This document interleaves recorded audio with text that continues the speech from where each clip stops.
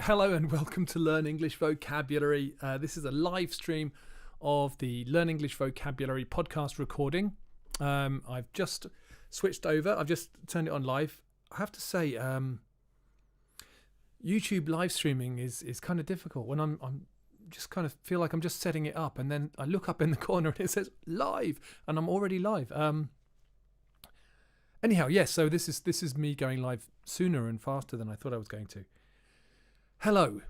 So today I'm recording the second part of a podcast based, or a series of two podcasts based on the song The Rocky Road to Dublin, which is a traditional Irish song. It was written in the end of the 19th century for a music hall performer called Harry Clifton. Anyhow, it's been performed many times over the years and was made popular, perhaps. I don't know when it was made popular, but there are some popular recordings on YouTube. And one was sent to me by a listener from Mexico who said, can you please make a podcast about the Rocky Road to Dublin? Now, the Rocky Road to Dublin is a very dense song. It's got lots of words. So I've split this into two podcasts because it would have been way too long. Anyhow, so this is the recording of part two. This is the recording of part two. I'm going to, like normal, I'm going to put the text up on the screen next to me so you can read it. And if you have any comments or questions, then please do leave them. I can see the comments thread here next to me, so I'll be able to respond to anything if you do have any questions. Okay, so here is the script I'm going to be recording. Hopefully I won't make too many mistakes, and this will be a nice clean recording that I can just upload to my podcast afterwards. Okay. Hello and welcome to Learn English Vocabulary.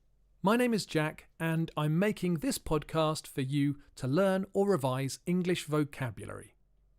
You can find a transcript of this podcast on learnenglishvocabulary.co.uk. There's a page for this podcast with the transcript, an activity, and a task for you to do in the comments section.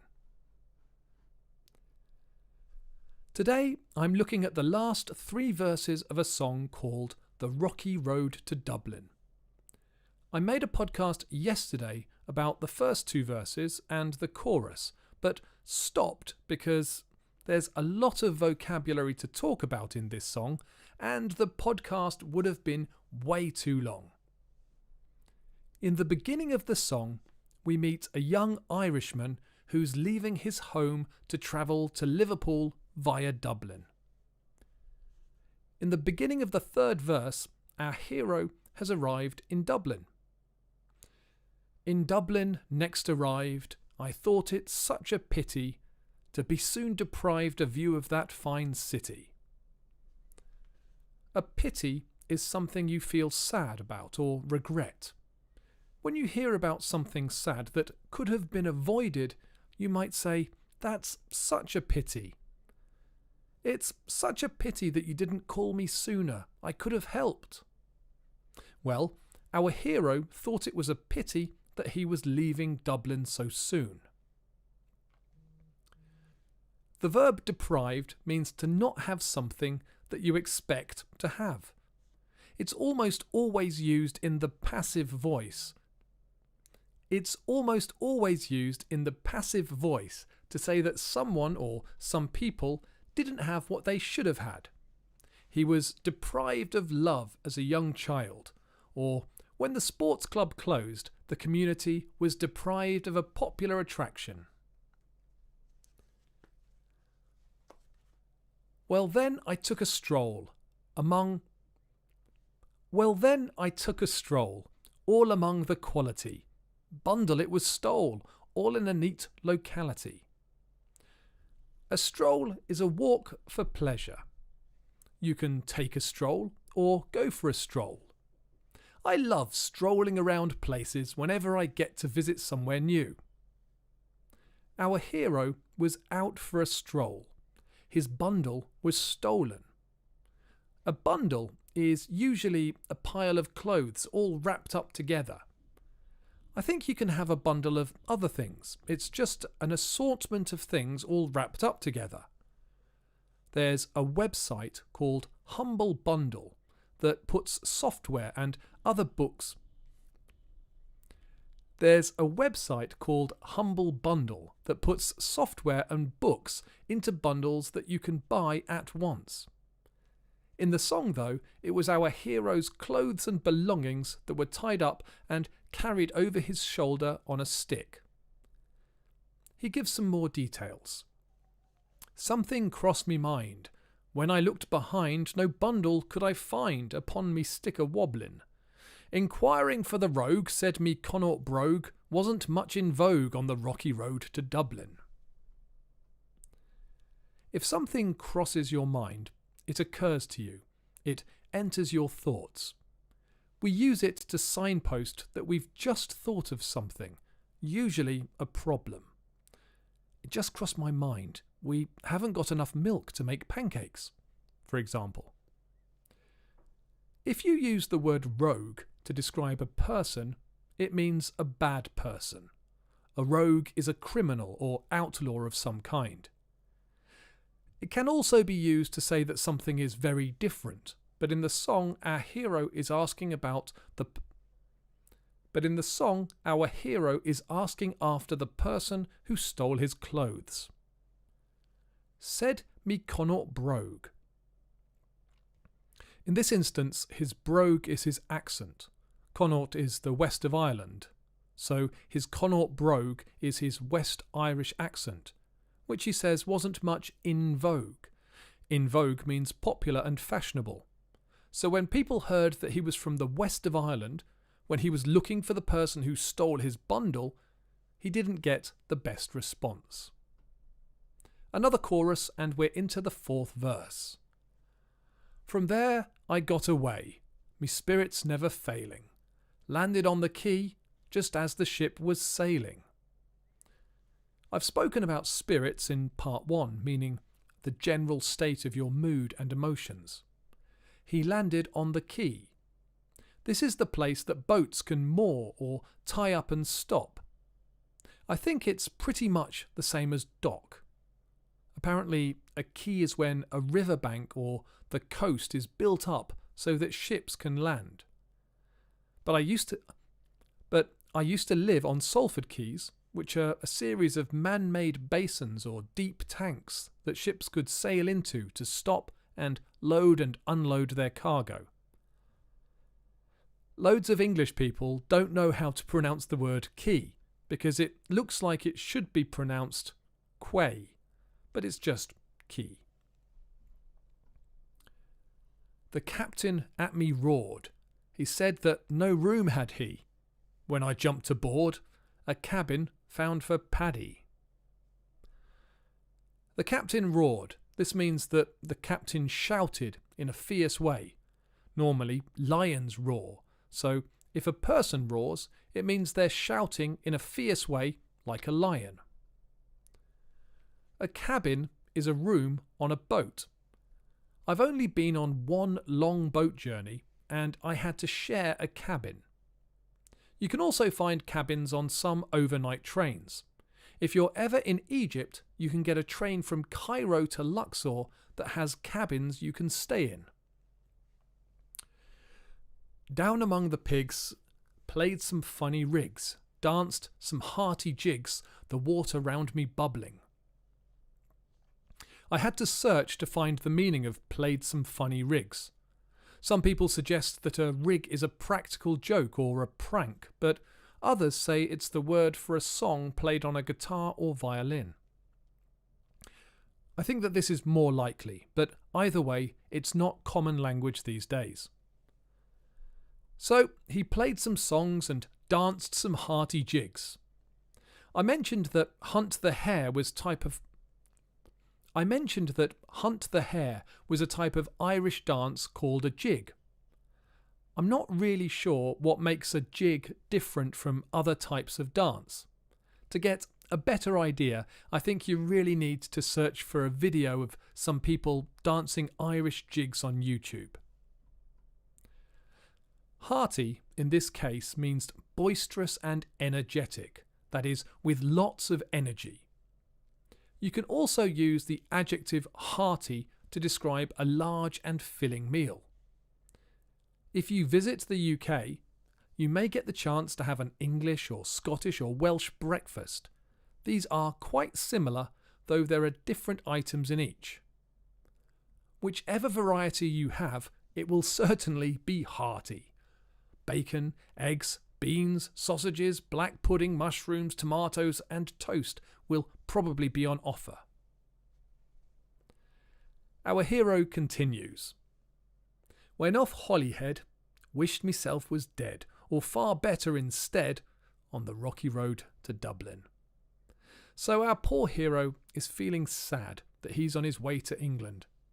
Holyhead is a port town on the coast of Wales. It's one of the main ports for traffic from Ireland to the UK.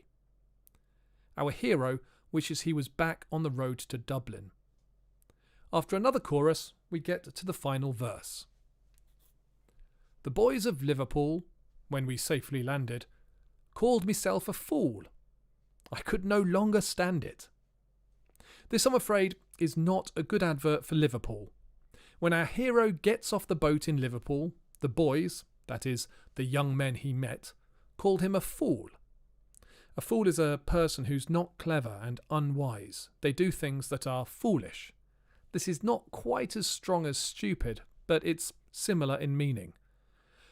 Our hero did not like this. Blood began to boil. Temper I was losing. Poor old Erin's Isle they began abusing. We still use the expression, it makes my blood boil, to say that something makes you really angry. The next phrase means the same thing. Temper I was losing. The syntax is back to front for the sake of the rhyme, but the collocation to lose your temper is common today. When I saw what they'd done, I lost my temper. I became very angry. Poor old Erin's Isle. Erin comes from the Irish word for Ireland. Erin's Isle is another way of saying Ireland. They began abusing. To abuse something means to treat or use something badly. I think it's most commonly used to talk about violent acts against family or children. You hear the phrase domestic abuse and child abuse. I'll say that again. You hear the phrases domestic abuse and child abuse. Well, the young men that our hero met when he landed at Liverpool were saying unkind things about Ireland, and I'm afraid our hero lost his temper. Hurrah, me soul, says I, me shillelagh I let fly. I spoke about his shillelagh earlier. It's a kind of walking stick or club made from blackthorn with a hard, heavy knot at one end. In defence of Erin's Isle, our hero started fighting the boys of Liverpool with his club. Some Galway boys were nigh, and saw I was a hoblin'. With a loud hooray, joined in the affray. We quickly cleared the way for the rocky road to Dublin. Galway is in the west of Ireland. Ireland.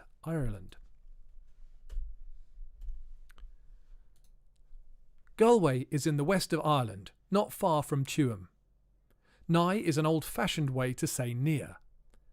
They cheered and joined in the affray. Now, an affray is a small battle. Affray is a crime in English law. It means to act in a way that would make a normal person afraid for their safety. It's basically the same crime as rioting, but for fewer than 12 people. So now our hero and some of his compatriots are fighting with the Liverpool boys and clearing them out of the way as they head back to Dublin. This is an interesting song, but I'd be a little uncomfortable singing it. You see, in the past there was a stereotype of Irish people, that they were violent drunks with an eye for the ladies. In America there's an expression, paddy wagon, which is a police van that would drive around collecting up drunk and violent Irish people. Stereotypes such as these are not very kind, and I think have been, for the most part, rejected. So if I were to grab my guitar and attempt to play this rig, I might offend some Irish people. However, this song is very popular in Ireland and is often played by Irish people. This is one of those cases where it's okay for Irish people, but because of the historical prejudice, it's probably not okay for English people or Americans. I'm not sure. I'll have to ask some Irish people how they feel about it. Thanks, Marco, for requesting this song. I hope you enjoy the song all the more now you understand the lyrics. I know you asked about the High Kings version of the song, but I found a version by a group called the Kings of Connaught that I think's easier to follow, so I've embedded it on the page for this podcast on learnenglishvocabulary.co.uk. I hope you've enjoyed this podcast. I do love reading your comments, so please leave me a comment on the site or a rating or a review on Apple Podcasts. I love to hear from you and any comments or suggestions you have. Thank you also to those of you that have bought me a coffee. I really appreciate it.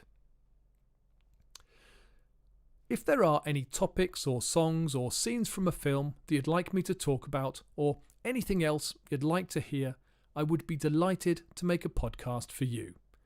So please visit learnenglishvocabulary.co.uk and say hello.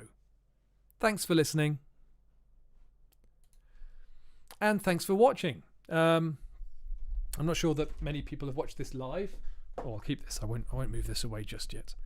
I don't think many people have watched this live, but maybe one person, or that might be me. I'm not sure. If there is someone there, hello, thank you for watching.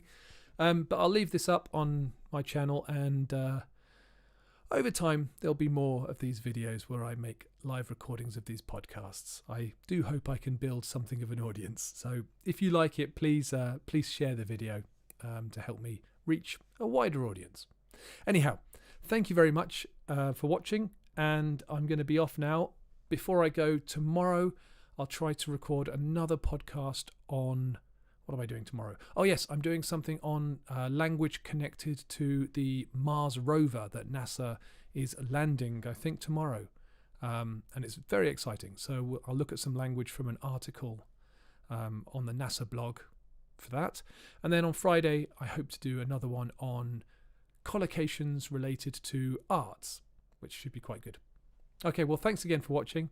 And do please leave me a comment. I'd love to read from you. Thanks. Bye-bye.